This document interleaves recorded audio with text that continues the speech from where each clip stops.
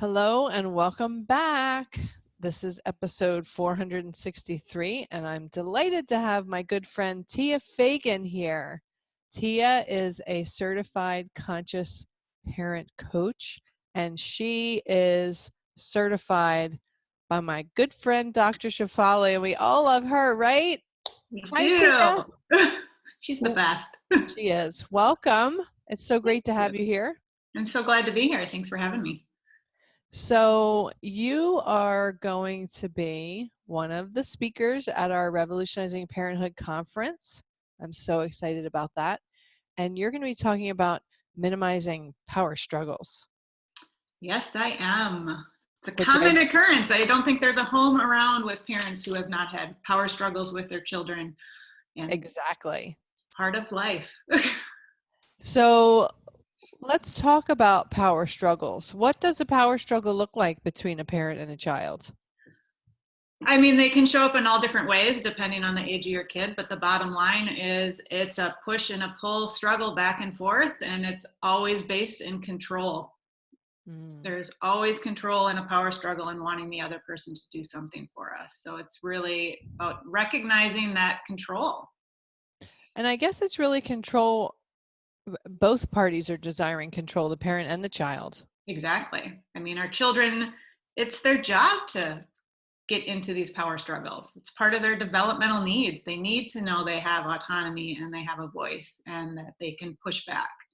You know, so if we can recognize that power struggles are normal and developmentally appropriate, not just for toddlers, but for teenagers too, you know, all ages, it's can help shift that perspective of, okay, my child is doing what they're supposed to do developmentally. And how we interact with them in those power struggles is really key. So the child is probably looking for exerting their autonomy. Exactly. And their desire for things to go as they wish them to go. Right. Once they start to realize they're their own being, they need to test that out. So what do you think the parent is trying to control in those power struggles? Well, it can depend on the parent, but oftentimes it's our own lack of control that's putting in our need for control to help quiet our own inner dialogue, our own inner needs. You know, so we're trying to control potentially our own anxiety of I'm not going to get there on time, or the child's not brushing their teeth. You know, I'm worried that they're going to have a mouthful of cavities if we don't brush the teeth. You know, so it's our own worries and our own concerns that are in the future.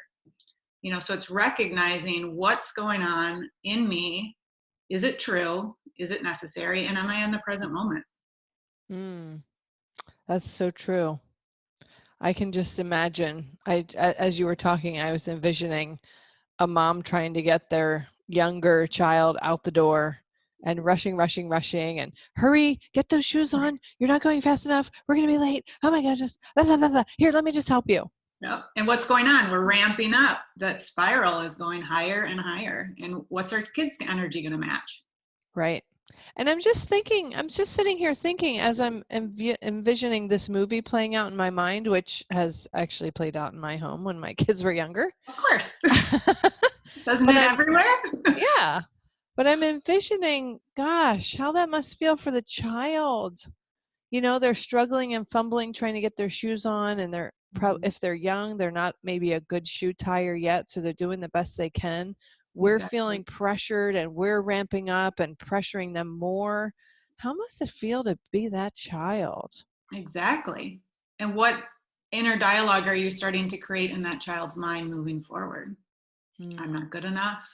Mom's mad at me. Who knows? Who knows for each child what is going on within them? But the bottom line is it doesn't feel good. No. So let's take that example of a parent trying to get out the door. They're going to be late. The kid's trying to put their shoes on. They're not moving fast enough. Maybe they didn't stop playing their video game fast enough. So mom's already angry and triggered and annoyed. And now they're not moving fast enough getting their coat and their shoes on. What's an alternative way that scene can unfold if we use conscious parenting principles? Sure. I mean, in the moment, there's things we can do. And obviously there's that whole prevention aspect of preventing or at least minimizing those power struggles. That's a longer conversation to go into. But, in that moment, taking that breath and that pause and recognizing my child, what is their perspective? What do they need? How can I support them? How can I support myself to bring my own energy level down? What in this moment is most important? Because is it really adding more pressure and having a battle of wills with your 2-year-old? I mean, the reality is it takes them a long time to put on their shoes. Or maybe you didn't interact with them soon enough and help pull them away from what's distracting them in the moment because you were worried about getting yourself out the door on time without connecting. So first and foremost, it's connecting to your child. Getting on the floor, perhaps looking in their eye, and without words. Because when we start using words, that's where that power struggle elevates. Yes. Oh, words. We as parents, I think, want to use words as our first tool. Exactly. And oftentimes words are the last thing that are needed. Right. And when they already don't have the brain development to reason, and they don't have the language to explain, especially when we're in that heightened agitated state, words are not going to be helpful because they can't hear us anyway. Just like when we're agitated, put yourself in the opposite situation. You are trying, perhaps you're supposed to meet up with friends and you're with your partner and they're trying to get you out the door and you just have one more thing to do and they're pushing you. How do you feel?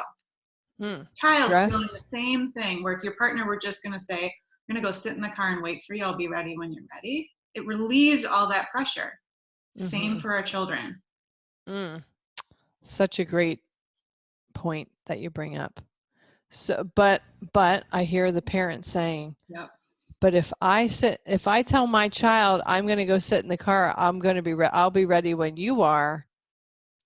How many parents have the courage to do that and not hawk over their child?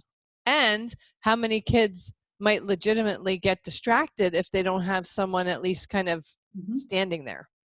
And that's child dependent, of course, and age dependent. We're not going to leave our 2-year-old struggling to put their shoes on and be like, I'll be in the car waiting for you. That's not helpful. That's not guiding, We have to guide our children, not push, but guide.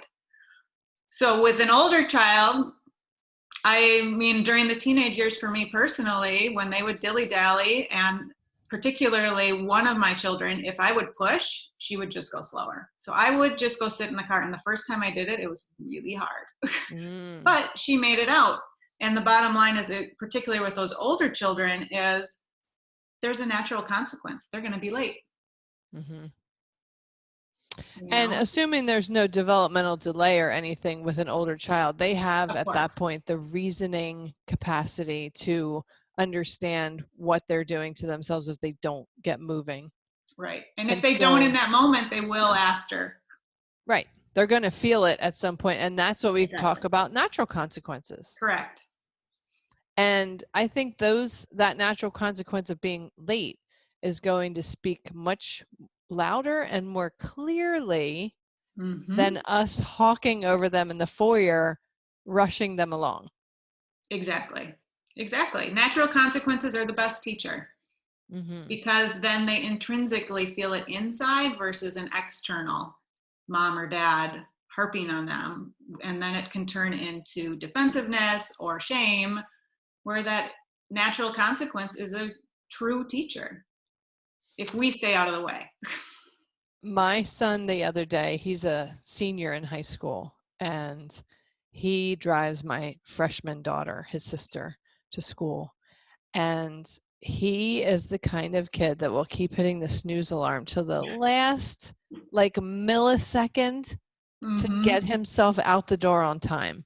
And usually he does it, but goodness, he doesn't allow any room for error. And somehow he gets through, and when that error comes, that unexpected thing, he's just going to be late or whatever he's going to be. He hasn't learned that natural consequence yet, but he's able to eke by like to the last second. And about 2 weeks ago, he and she left maybe a minute or two later than they normally do. Not Mm-hmm. that late, but just enough. Yep. And he came home that day when he was going to bed that day. He said, "Mom, can you make sure I'm up at 7:20 tomorrow?" And normally he gets up at 7:30. And I said, "Well, okay, why do you need to get up at 7:20 tomorrow?" And he said, "Well, we were kind of late to school today." So they didn't get like late where they got in trouble with the school or got a late Mm-hmm. with the school, but he's a senior, so he parks on the senior parking lot. Oh, yes. And all the spots were full. So he couldn't park there. He had to go somewhere else. And he said, "I'm not doing that anymore. I need to be in that lot before it's full. So I'm getting up 10 minutes early." I said, "Okay, I'll make sure you're up." Perfect. And I Beautiful. just stayed the heck out of it. Good for And you. it was much better for him because that consequence spoke far louder than me standing in his bedroom doorway harping on him. Exactly. And then it would have been your fault. Right. "Oh, Mom, you're such a nag, blah, blah, blah, blah, Right, blah." right. I'm late because you wouldn't leave me alone, da, da, da, Mhm, whatever that story is that would have mhm, shown up. But mhm. you were able to step back, allow the journey to unfold for them that morning, and the magic happened. And the same Yes. can happen for younger kids. It's just in a different way. But Mhm. obviously they need a little more help, help with the shoes, or perhaps you just grab the shoes and take them with you to the car. Yeah, that's always an Whatever. option too. Right. And put the shoes on once you get to school or daycare, wherever you're headed. There's It's those so many options hmm if we just take the time to think it through, not in the heat of the moment.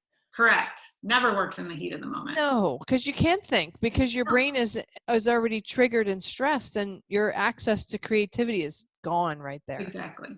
Exactly. And that's where that prevention piece is such an important part.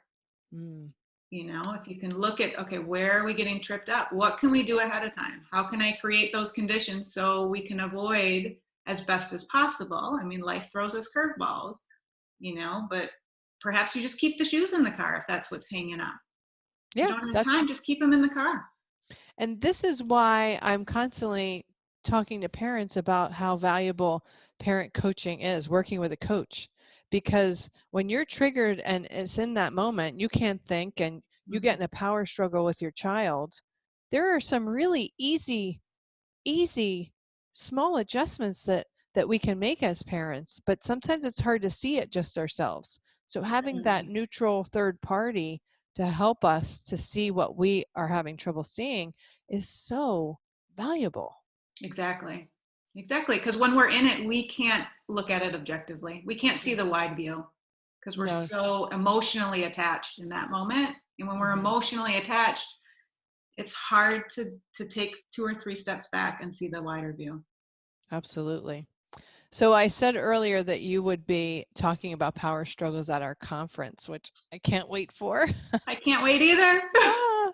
So tell my listeners what attendees at your workshop are going to get to walk away with when they Yeah, sit with so you.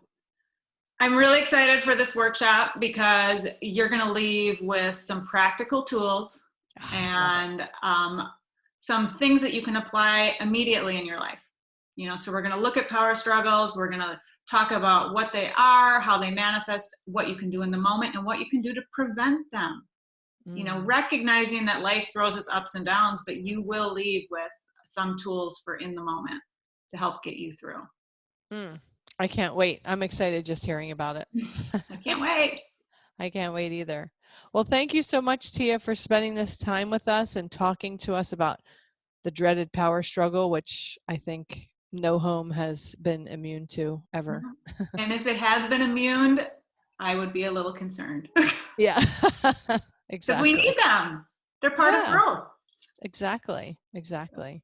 So we're going to embrace the power struggles and still try to prevent them at the same time. Exactly. I love it. They're not something to be afraid of. Not at all. Just something to learn from. That's right. All right. Well, thank you very much, Tia. And that wraps up today's episode. Wherever you are in this world, I hope that you make it a very struggle-free day for yourself. Beautiful. Thank you so much, Erin. Bye. Bye.